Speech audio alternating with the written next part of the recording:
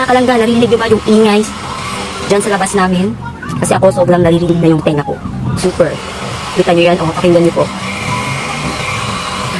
Meron kasi inaayos na kalsada dito sa amin. At dahil dyan hindi ako makapag-content dahil sobrang ingay. Pero meron akong solusyon para mabawasan yung pagkarindi ng tenga ko. Ito po, ang earpads made of rubber na napakamura lang po dito sa TikTok ko ito nabili. Ganito po siya pag ilalagay nyo na sa tenga nyo. Ayan, isisilid nyo lang yan sa butas ng inyong tenga at yan, ganyan siya. Konting press lang po or dot-dot, ayan. Ayan, tawag po dito ay noise cancellation po. Nakakatulong po ito para yung sobrang ingay na narinig natin sa ating mga paligid ay nare-reduce niya. Okay? Hindi po ito masakit sa tenga ha, kasi made of rubber siya, napakalambot niya, pointed yung dito niya, hindi naman po siya madaling masira. Kasi na, made of rubber, matibay din po siya pag isinuksok nyo na sa tenga nyo. Ayan, dalawa po yan siya. Air na po ito pag dumating sa inyo.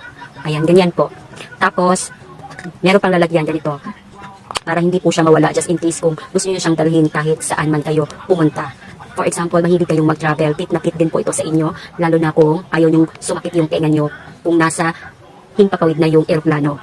And kung kayo naman po ay estudyante at nagre-review kayo, ayaw nyong madisturbo dahil sa ingay ng kapitbahay ninyo na nag-video okay tuwing Sunday, ito po yung solusyon na gamitin. At sigurado akong mape-perfect niyo yung exam ninyo dahil makakapag-review na kayo ng walang masyadong ingay.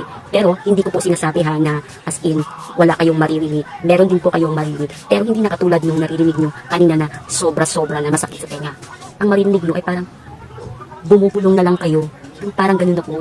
At sobrang natuwa ako kasi nakabili ako nito dahil din po dito ay napapasarap yung aking tulog. Katulong din po ito sa kung hirap kang matulog dahil masyadong maingay sa paligid mo.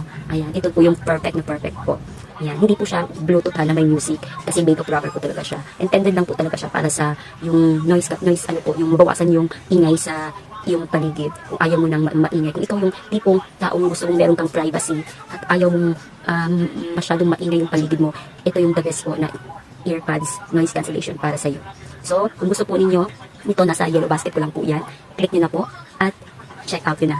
Marami na po pala itong kulay na pagpipilian. Merong pink, merong blue, merong white. So, kayo na po yung bahala kung ano yung gusto nyong kulay. At sobrang murang po nito sa less than 100. Meron ka ng ganitong napakagandang earpads. Kaya, check out na!